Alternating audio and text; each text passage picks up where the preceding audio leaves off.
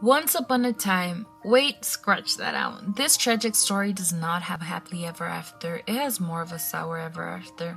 Well, let's go ahead and continue on.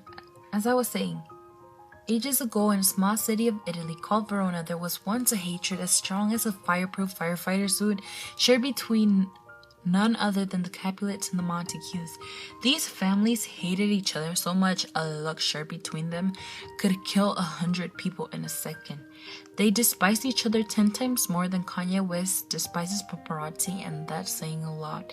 They each had their beloved creations that were their heirs. Romeo was the name of the son of the Montagues.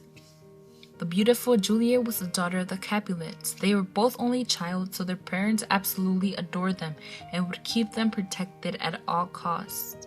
But unfortunately, there is always some sort of tragic ending to a tragic story, so let's go ahead and start. Here goes nothing. Well, it is something, but at the end, it turns out to be nothing but a tragedy. As Romeo and Benvolio stroll through the streets of Verona, Romeo can't help but feel huge heartbreak caused by his true love Rosaline, who can't seem to love him the way he loves her. A servant from Capulet suddenly approaches him and Benvolio and gives them a list of people who are invited to a ball the Capulets will be hosting, specifically pointing out no Montague should dare lay feet at the ball. But obviously, Benvolio has a better yet idea that could help Romeo forget about Rosaline and meet another beauty which Romeo reluctantly agrees to, but only by the fact Rosaline will be there. Talk about forgetting. Sometime later, as Romeo and Benvolio approach the masked ball, Romeo lays eyes upon the most beautiful girl in existence. Drumroll, please. Juliet. Yep, you probably thought it'd be Rosaline, but no.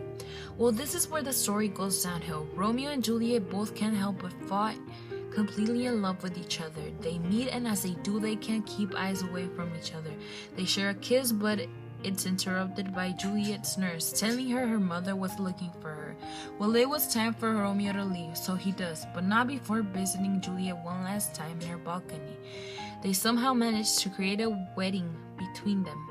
Well, they plan a secret wedding, because obviously their love won't work out, seeing as Paris, one of the cousins of the Prince of Verona, wants to marry Juliet.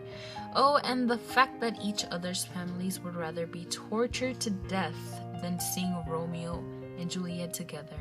They find a priest that agrees to marry them. Friar Lawrence. Well, Friar Lawrence thought that marrying Juliet and Romeo would mend the hatredness between the Montagues and the Capulets. So he married them. Some tragic news are delivered to Juliet later about her arranged marriage to Lord Paris. She refuses at first, but comes up with a plan to not marry him and live happily ever after with Romeo, which wasn't such a bright idea, but at that time Juliet's teenage hormones said otherwise. She decided that fake dying for 2 days was the most perfect idea. She would die, and then when everybody would think she was dead, she'd make her move and escape to live with Romeo.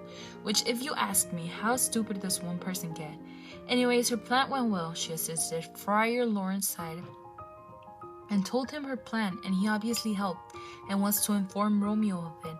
Juliet fake died, but Friar couldn't get the message across to Romeo. Talk about tragic.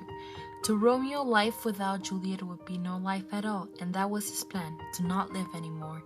He obtained some poison after giving some gold to a poor seller in a small apothecary. When he got to Juliet's tomb, he saw Paris grieving, which instantly escalated into a fight between both of them, which took the life of Paris. Poor soul, loving Juliet got him to this. Once Romeo entered the tomb, laying Paris next to Juliet, he drank poison, giving Juliet one last kiss. Minutes later, Juliet woke up and saw the death of Romeo and Paris. Friar Lawrence got there to see the mess he'd caused, which was also partially the fault of Va. But unfortunately, Juliet grabbed Paris' sword and stabbed herself before anybody could blink. And there in the tomb lay the death of a love triangle, which was also the effect of strong hatredness. The commotion afterwards was enough to mend the differences between the Montagues and the Capulets, which required the life of innocent love.